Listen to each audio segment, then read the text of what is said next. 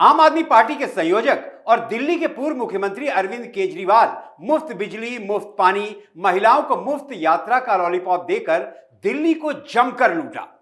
अब जब वो 14 सीएजी रिपोर्ट एक एक करके मुख्यमंत्री रेखा गुप्ता पेश कर रही हैं, तो केजरीवाल की तमाम कारस्तानियां सामने आ रही हैं। मुफ्त के चक्कर में दिल्ली की जनता ने केजरीवाल को 3 बार चुनाव में जीत दिलाई। एक और सीएजी रिपोर्ट पेश हुई तो पता चला कि केजरीवाल ने तो दिल्ली के लोगों को मुफ्त में प्रदूषण भी दिया है। दिल्ली को गैस चैम्बर बनाने में केजरीवाल का नाम सुनहरे अक्षरों में इतिहास में लिखा जाएगा।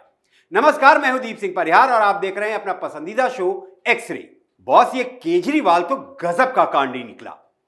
दिल्ली सरकार के जहां भी जो भी कामकाज थे, हर जगह अरविंद केजरीवाल ने घोटाले किए, स्कैम किया, या यूं कहें कि केजरीवाल आपकी दिल्ली को खा गया। ताजा स्कैम 1 अप्रैल को मुख्यमंत्री रेखा गुप्ता ने उजागर किया जब उन्होंने सीएजी की रिपोर्ट नंबर 2 पेश की। 14 सीएजी रिपोर्ट्स में report number 2 prevention and mitigation of vehicular air pollution को लेकर है। यह 31 मार्च 2021 तक की रिपोर्ट है, जो दिल्ली की अरविंद केजरीवाल सरकार को 9 अगस्त 2023 को सौंप दी गई थी। लेकिन केजरीवाल तो केजरीवाल है, रिपोर्ट को दबाकर बैठ गया। केजरीवाल को पता था कि रिपोर्ट बाहर आएगी तो जिन दिल्ली वासियों को उसने काले धुएं के अलावा कुछ नहीं दिया, वो दिल्ली के लोग केजरीवाल का मुंह काला कर देंगे। वैसे तो दिल्ली के लोगों ने किया यही है, लेकिन मुंह पर कालिक न पोतकर अपने वोटों से केजरीवाल का मुंह काला कर दिल्ली से दफा कर दिया।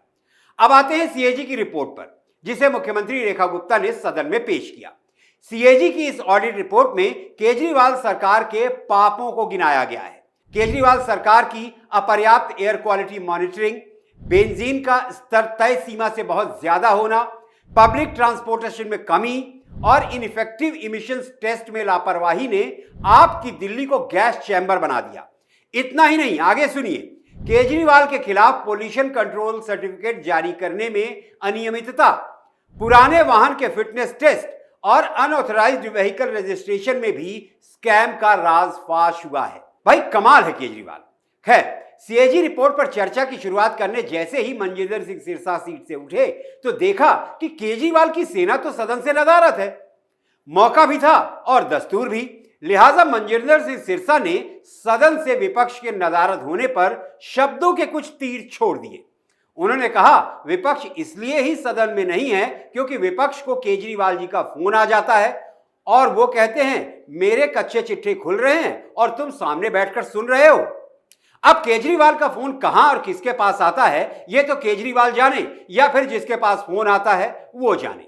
हां, लेकिन यह सच है कि सीएजी की रिपोर्ट चर्चा के लिए पेश हो रही थी और केजरीवाल गैंग विधानसभा से गायब था, विपक्ष था ही नहीं। अब क्या ही मुंह दिखाएं फॉर्मर सीएम आतिशी मार लेना। केजरीवाल के घोटालों ने तो उन्हें कहीं का नहीं छोड़ा। मनजिंदर सिंह सिरसा ने कुछ और व्यंग बाण छोड़े। कहा, केजरीवाल जी इतने डिप्रेशन में आ गए हैं कि कभी उनको पंजाब ले जाया जाता है और बड़ी बड़ी गाड़ियों में बैठाकर आगे पीछे पुलिस की गाड़ियां चलाई जाती हैं ताकि उन्हें लगे कि वो सत्ता में हैं। जैसे स्कूल का बच्चा जब रोता था तो उसके लिए खिलौने ले आते थे, आज केजरीवाल को पंजाब सरकार के हेलीकॉप्टर में बैठाकर लेकर गए हैं। वो सदमे से बाहर नहीं निकल पा रहे हैं। आज उनको डिप्रेशन से बाहर निकालने के लिए पंजाब की जनता के करोड़ों रुपए बर्बाद किए जा रहे हैं। मुख्यमंत्री रेखा गुप्ता अब तक अरविंद केजरीवाल के खिलाफ सीएजी की 6 रिपोर्ट विधानसभा में पेश कर चुकी हैं। हर रिपोर्ट में केजरीवाल के कांड सामने आए हैं और अभी तो 8 रिपोर्ट बाकी हैं। न जाने कितने घोटाले और कितने स्कैम। 14 सीएजी रिपोर्ट्स में report number 2 prevention and mitigation of vehicular air pollution से एक बात तो साफ हो गई है कि केजरीवाल सरकार ने दिल्ली के लोगों की सांसों में जहर घोलने में कोई कोर कसर बाकी नहीं रखी।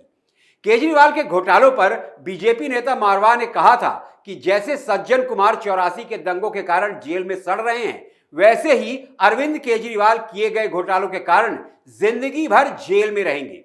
वैसे काम भी तो केजरीवाल ने जेल जाने वाला ही किया है। शराब नीति घोटाले में दिल्ली सरकार के खजाने से 2002 करोड़ रुपए लूट लिए। शराब नीति घोटाला कुछ ऐसे किया।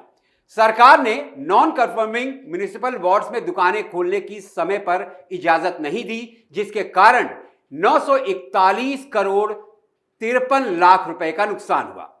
शराब ठेकेदारों ने लाइसेंस सरेंडर कर दिए, लेकिन सरकार फिर से टेंडर जारी करने में विफल रही, जिसके कारण सरकारी खजाने को 890 करोड़ 15 लाख रुपए का घोटाला हुआ। कोरोना काल में कॉन्ट्रैक्टर्स को नियमों के खिलाफ छूट देने के कारण 144 करोड़ रुपए का वेवर देना पड़ा, जिससे सरकारी खजाने को नुकसान हुआ। लोकल लाइसेंस धारकों से उचित सिक्योरिटी डिपॉजिट नहीं वसूलने से 27 करोड़ रुपए का घाटा हुआ। शराब नीति घोटाले पर तो केजरीवाल जेल की रोटी तोड़कर जमानत पर रिहा हुआ है। किसी भी दिन फिर से कोर्ट जेल भेज सकता है। अब यह भी सुन लीजिए कि केजरीवाल ने कैसे दिल्ली की स्वास्थ्य व्यवस्था को कोमा में पहुंचा दिया और दिल्ली वालों के स्वास्थ्य पर खर्च होने वाले धन को पचा गया। मैं आपको 10 बिंदुओं में समझाने का प्रयास करता हूं कि कैसे केजरीवाल की आम आदमी पार्टी की सरकार ने दिल्ली के हेल्थ सिस्टम को ही बीमार कर दिया। पहला पॉइंट, सीएजी ने अपनी रिपोर्ट में बताया कि केजरीवाल की आम आदमी पार्टी की सरकार को केंद्र सरकार ने कोविड काल में 787 करोड़ 91 लाख रुपए का अनुदान दिया।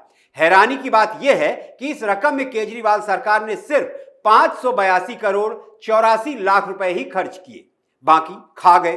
पीपीई किट, मास्क और दवाओं के लिए जारी किए गए 119 करोड़ 85 लाख रुपए में से 83 करोड़ 14 लाख रुपए का ही इस्तेमाल किया, इसमें भी बाकी खा गए। तीसरा पॉइंट, मोहल्ला क्लिनिक में आवश्यक बुनियादी चीजों में भारी कमी देखी गई। 21 क्लिनिकों में टॉयलेट नहीं, 15 क्लिनिकों में बिजली नहीं और तो और 6 क्लिनिकों में टेबल तक नहीं थे। जनवरी 2025 तक का डेटा है ये, जब दिल्ली के 70 विधानसभा क्षेत्रों में 546 मोहल्ला क्लिनिक थे। चौथा पॉइंट, आयुष डिस्पेंसरी बदहाल है। 49 डिस्पेंसरी में से 17 में बिजली नहीं है, 7 में टॉयलेट नहीं है और 14 डिस्पेंसरी में तो केजरीवाल ने पीने के पानी तक की व्यवस्था नहीं की। दिल्ली की आबादी 3 करोड़ से ज्यादा है। अस्पतालों में बिस्तर की भारी कमी है, बावजूद इसके केजरीवाल के शासन में सिर्फ 1357 बेड बढ़ाए गए। हम यूं ही नहीं कहते कि केजरीवाल झूठ का पुलिंदा है, करप्शन का किंग है। तो पांचवा पॉइंट यह है कि केजरीवाल ने 2016-17 से 2020-21 तक के बजट में कुल 32,000 बेड बढ़ाने का वादा किया था, लेकिन बेड बढ़ाए गए सिर्फ 1,357। नंबर 6, 382 करोड़ रुपए का घोटाला।